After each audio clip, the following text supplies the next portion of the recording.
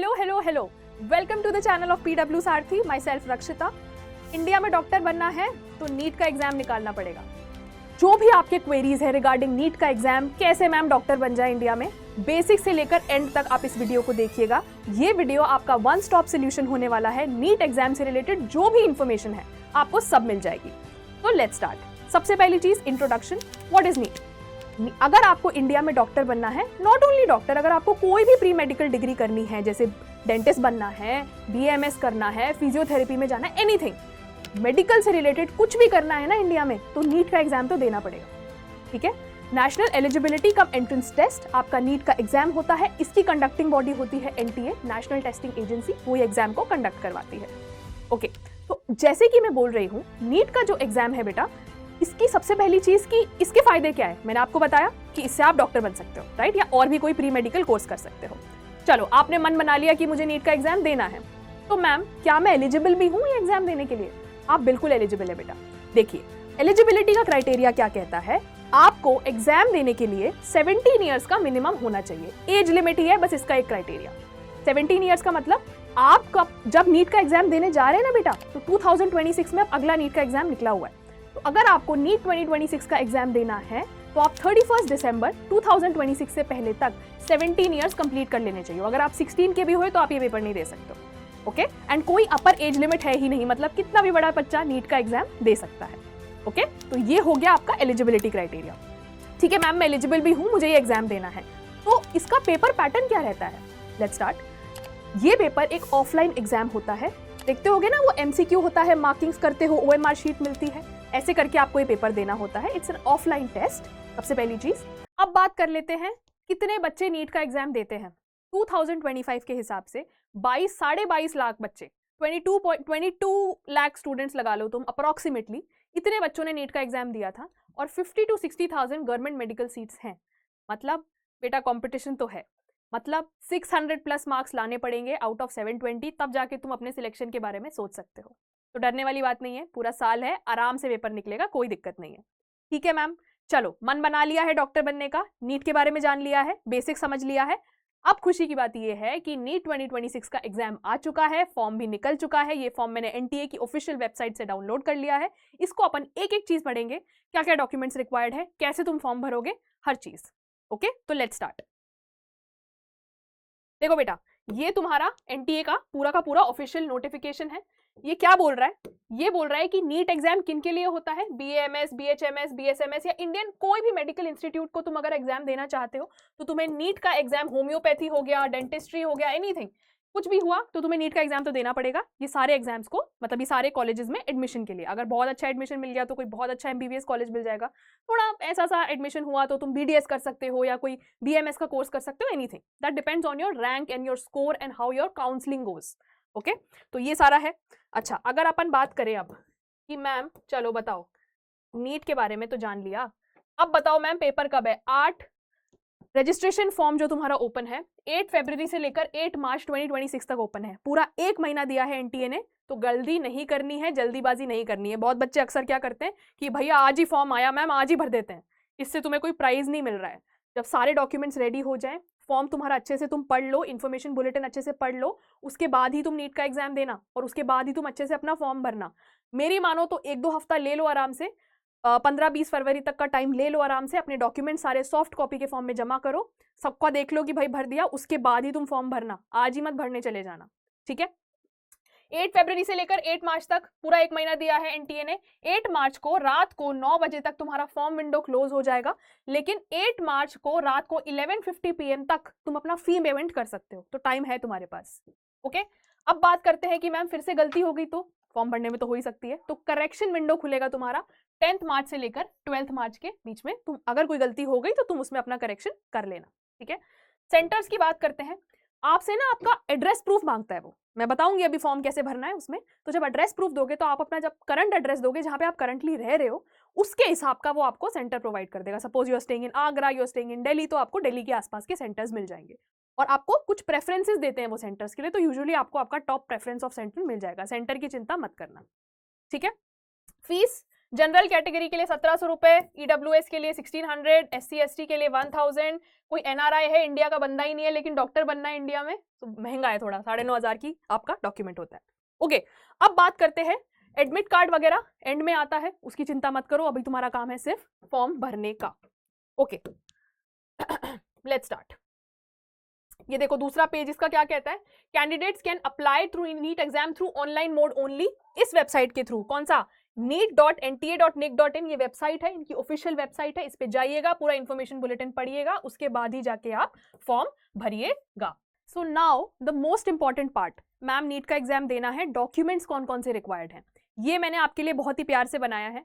सारी चीजों को मैंने रेड से हाईलाइट करा हुआ है, जो भी चीजें बेटा आपको इंपॉर्टेंट ज्यादा है वो सब आपके रेड से हाईलाइटेड है।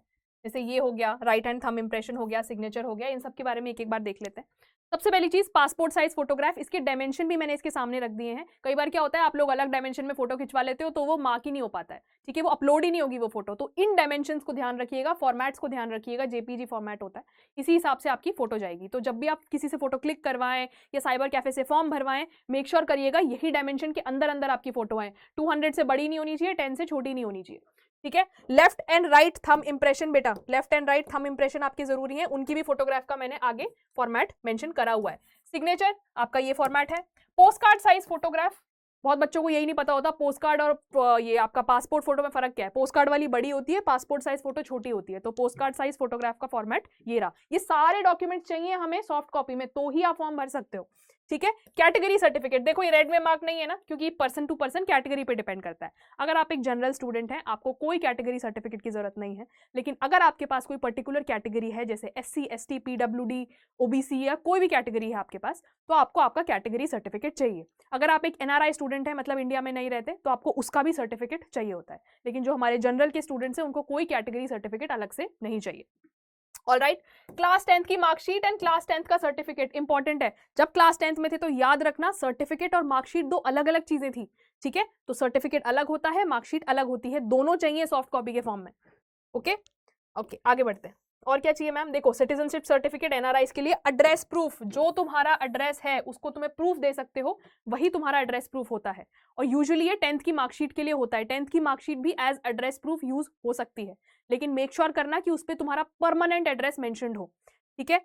ये तो चीजें हो गई, लेकिन इससे पहले एक और चीज, जो तुम्हारा एड्रेस प्रूफ होता है या जो तुम्हारा एक प्रॉपर तुम ID प्रूफ रखते हो, जो यूजुअली लोगों का आधार कार्ड होता है, उस पे एक बात मेरी ध्यान रखना, आधार कार्ड पे जो फोटो होती है 5th 6th क्लास की, अगर तुम्हारी कोई फोटो है वो नहीं यूज कर सकते, क्योंकि उसमें तुम्हारी शक्ल ही बदल गई है। तो आधार कार्ड को प्रॉपरली अपडेटेड रखना, फोटो उसमें अपडेटेड होनी चाहिए। अगर कोई बहुत छोटी फोटो होगी तो वो रिजेक्ट हो जाएगा।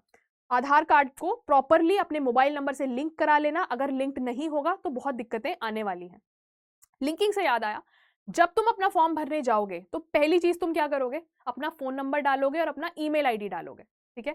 कई लोग क्या करते हैं, उनका ईमेल ID फुल हो चुका होता है, उस पर मेल आते ही नहीं है, वो बाउंस होके चले जाते हैं, फोन नंबर उनका चलता नहीं है। तो जब तुम्हारा ईमेल ID और फोन नंबर नहीं चलेगा तो OTP कैसे आएगा, फिर बोलोगे मैम OTP नहीं आता, हम फॉर्म कैसे भरें। तो एक फंक्शनल मोबाइल नंबर, एक फंक्शनल ईमेल ID तुम्हारे पास होना चाहिए, उसके बाद ही तुम फॉर्म भरने के लिए, ये सारे डॉक्यूमेंट्स के लिए प्रोसीड करना बेटा, ठीक है। ओके, आगे चलते हैं। मैम सबसे इंपॉर्टेंट चीज ये क्या है, ये क्या बना के लाए हो आप, सबसे पहली चीज, what is this, codes, codes 01 to 07 explained, ये क्या मतलब है।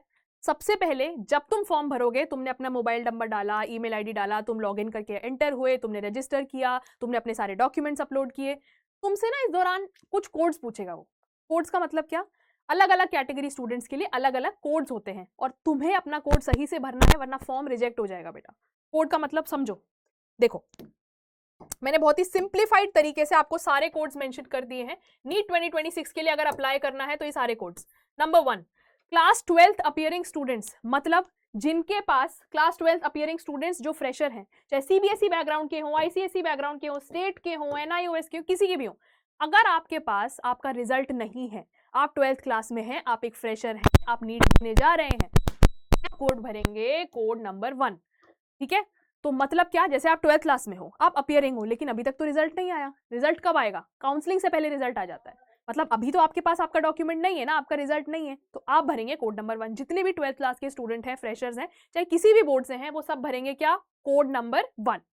कोड नंबर 2, जितने भी ड्रॉपर्स हैं, ठीक है, जितने भी ड्रॉपर हैं, does not matter, code number 2 ये जितने भी ड्रॉपर्स हैं उनके लिए है, जितने भी ड्रॉपर्स हैं उनके लिए कोड नंबर 2 है। जो कर्नाटका के स्टूडेंट्स हैं, जो कोई इंटरम कोर्स कर रहे हैं, उन लोगों के लिए आपका कोड नंबर 3 स्पेसिफिकली मेंशन्ड है। ओके, नाउ आता है code number 4, pre medical, pre university, BAMS, BHMS, B pharma, B nursing.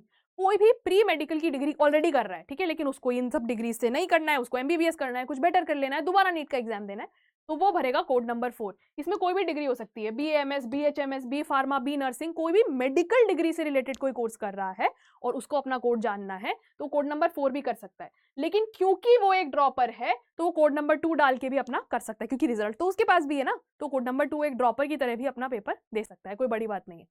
ठीक है, कोड नंबर 5, BSc फर्स्ट या सेकेंड ईयर में है, मतलब इंजीनियरिंग भी अगर आप कर रहे हो, लेकिन अगर आपके पास पहले क्या था, बायोलॉजी थी, या फिर आप BSc कर रहे हो और आप अपने BSc में फर्स्ट या सेकेंड ईयर में हो, BSc आपकी कंप्लीट नहीं हुई है, तो आप कौन सा कोड भरेंगे, कोड नंबर 5 भरेंगे बेटा।